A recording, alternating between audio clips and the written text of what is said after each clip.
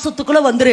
என்னடா நான் இவ்வளோ வருஷம் ஜெபிக்கிறேனே, இவ்வளோ வருஷம் நான் கண்ணீர் விடுகிறேன், இவ்வளோ வருஷம் நான் போராடுறேன், என் வாழ்க்கையில மாற்றமே இல்லை. இல்லை, உன்னுடைய வேர்கள் இப்போ ஆசீர்வாதத்தினுடைய நீரூற்றை நோக்கி போயிட்டே இருக்குது. சீக்கிரம் உறிஞ்சி, அப்படியே உறிஞ்சி நீ கனி கொடுக்கிற மரமாக சீக்கிரமாய் மாறி விடுவாய். 17 அவன் கோலியாத்தை என்ன செய்யறா, முறியடிக்கிற. அப்படியே கொஞ்சம் கொஞ்சமா 2 கோத்திரம், அப்புறம் 10, அப்புறம் முழு இஸ்ரவேலுக்கும் கர்த்தர் அவனை ராஜாவாக்கினார். ஆமென் என்று சொல்ல. அப்ப கர்த்தருடைய வார்த்தை பொய் சொல்லாது, கர்த்தருடைய வார்த்தை மாறாது. என்னை அவர் ஆசீர்வதித்து என்னை பெருக பண்ணுவா.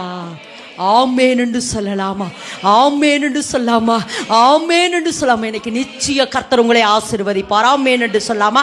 சரி, ஓகே. 2வது பார்ட் அல்லது 2வது பாயிண்ட், எங்கிருந்து ஆசீர்வதிக்கிறாராமா?